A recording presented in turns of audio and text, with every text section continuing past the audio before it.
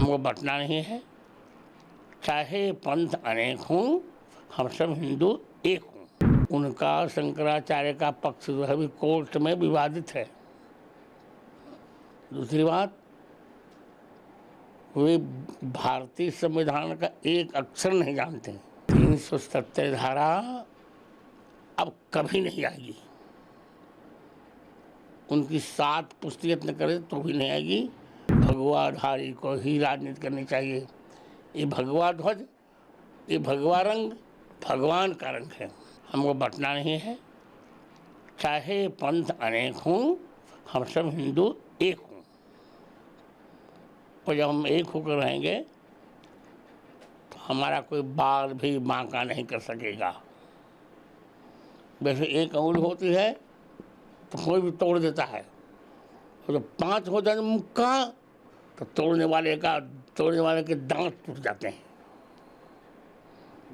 जी, मेरा एक सवाल था कि जम्मू कश्मीर में धारा 370 से जुड़े जो सवाल है उसमें हाल ही में जो एक शंकराचार्य जी है अभिनंदन जी, उनका एक बयान आया है। उन्होंने गौ माता का हवाला देते हुए कहा है कि धारा 370 वहाँ पर जो वापस लागू होना चाहिए। उसके पीछे हवाला भी दिया गौ माता की रक्षा का, तो किसके पहले जो कानून था उसको देकर उसको क्या प्रतिक्रिया? शंकराचार्य जी का जो बयान था 370, पहली बात, वे शंकराचार्य ही नहीं है तो उनका बयान कैसा? उनका शंकराचार्य का पक्ष जो है अभी कोर्ट में विवादित है। दूसरी बात,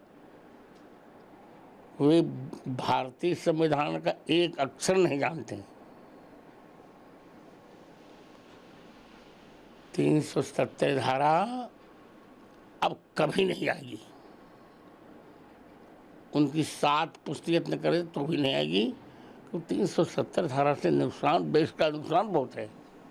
370 धारा से एक ही देश में 2 संविधान चलेंगे, 2 झंडे चलेंगे। 370 के रहने से हम वहाँ ज़मीन नहीं खरीद सकते। 370 हम वहाँ कुछ भी नहीं कर सकते। हम कश्मीर को अलग नहीं होने देंगे।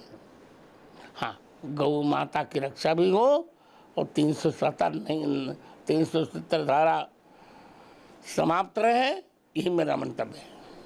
गुरुजी, एक बयान कल जो कांग्रेस के अध्यक्ष है मल्लिकार्जुन खड़गे जी, उनका साधु संतों के बारे में आया, खासतौर पे जो भाजपा में शामिल साधु संत है उनके जो पहनावे हैं उनको लेकर उन्होंने बात कही। क्या कहना है आपका? क्या योगी जी के लेकर उन्होंने कहा कि भगवाधारी को राजनीति नहीं करनी चाहिए। कहाँ लिखा है? राजनीति गुंडों को करनी चाहिए, राजनीति लुच्चों को करनी चाहिए, राजनीति लफंगों को करनी चाहिए। भगवाधारी को ही राजनीति करनी चाहिए। ये भगवा ध्वज, ये भगवा रंग भगवान का रंग है। इसी भगवे झंडे को शिवाजी ने फहराकर पूरे राष्ट्र को एक कर दिया, महाराष्ट्र को एक कर दिया था। भगवाधारी को ही राजनीति करनी चाहिए, सूटेड बूटेड को भारत में राजनीति नहीं करनी चाहिए। 2 दिन पहले जयपुर में ही एक बड़ी कॉन्फ्रेंस हुई थी जो वक्फ संशोधन कानून जो है उसके सिलसिले में, मोती डूंगरी रोड पर। उसमें तौकीर रजा ने एक विवादित बयान भी दिया, मौलाना तौकीर रजा ने, कि हमारी जो आबादी है वो यदि सड़कों पर आएगी तो रूह कांप जाएगी। इस प्रकार के बयान आना किस तरह देखते हैं आप? बौखला गया है।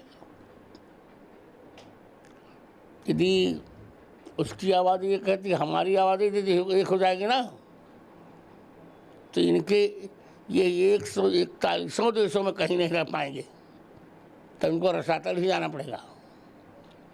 एक सनातन जो बोर्ड है उसकी भी मांग चल रही है, आपका क्या मत है इस बारे में?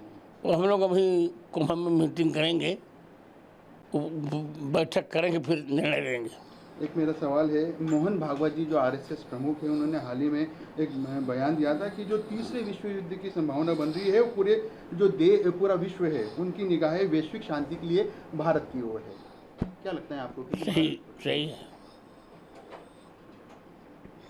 आपने जो महाकुंभ होने वाला है उसके लिए भी कहा है पाकिस्तान को लेकर, महाकुंभ में किस प्रकार की आपकी तैयारी है? महाकुंभ में हनुमान जी का 1008 कुंड यज्ञ होगा। जी 1.25 करोड़ आहुतियाँ हनुमान जी के चरणों में अर्पित की जाएंगी और हमें विश्वास है कि हनुमान जी की कृपा रहेगी तब पाकिस्तान द्वारा आजाद किया हुआ कश्मीर का भाग हमको मिल जाएगा।